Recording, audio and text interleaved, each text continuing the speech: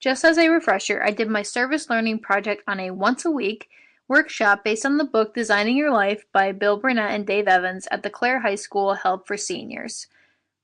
I did this because I know that high school is a crucial time in your life to figure out what you want to do with your life, and it can also bring on a lot of anxiety. This helped me understand people in a social science aspect in the best way I could because students are in a vulnerable state and wanting to learn more about what to do with their lives. The first value in the book that we went over was the Love, Play, Work, Health Dashboard.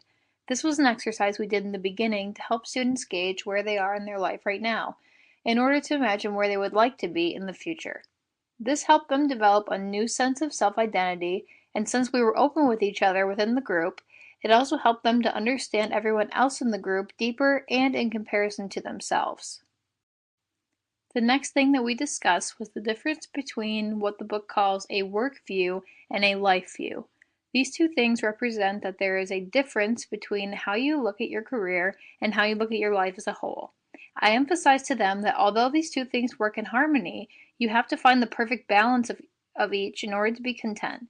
One student shared an example of disharmony between work view and life view through their parents. They said that their parents seemed to be slaving away at a job they don't like all day, every day, and they were never happy until they could get home and either sleep or do nothing. This idea of developing a healthy work view and life view really opened all of their eyes to what they want out of their future. A tool that I shared with them from the book to help them along their way with the process of wayfinding was having a bias to action attitude. This simply means having an intentional mindset and being biased towards things that are actionable in their lives. For example, instead of thinking about and planning which college to go to, a bias to action attitude would lead the students to take multiple college visits to figure out which one suits them the best.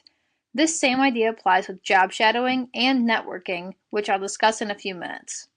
It was evident through the display of either hesitance or excitement to this idea that the students displayed that each one has a very different thought process and fear than others.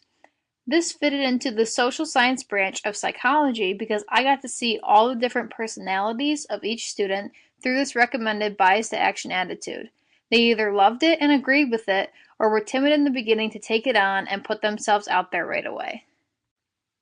The next three terms that I'm about to discuss are very similar yet distinct and play a big role into designing your life. These terms from the book are flow, engagement, and energy.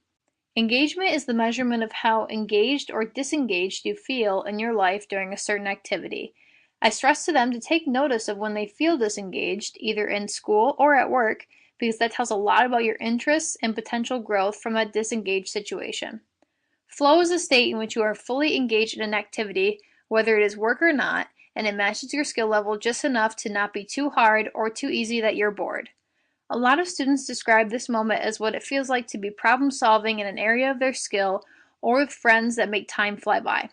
I found sociological dynamics within listening to the broad array of what students see as their moments of flow in their life. Lastly, we discussed the term energy, which Designing Your Life describes as what we invest our attention in and how that is directly connected to our overall feelings of being content or discontent. Lastly, in the workshop, I described the practice of networking. Networking is described in the Designing Your Life book as this book draws the connection between this and networking through the action of joining a specific social community of like-minded people that are having a specific conversation. Using the connections built in that social community, plus the experiences and knowledge you pick up from others along the way, is what guides you to wherever you want to go. I passed this on to the students and even did a brainstorming session of what social communities or people that they can get into contact with to gain more knowledge and connection in their desired career field. This focused on trying to understand humans on a deeper personal and social level. These students didn't even know it, but they were brainstorming on how to conduct their own experiments of researching sociological and psychological dynamics between humans. Would you recommend this to somebody and why? Yes, I would recommend this workshop to someone because it really helps you think about where you want to be in life and what you want to do and who you want to surround yourself with, and it's just really a good eye-opener.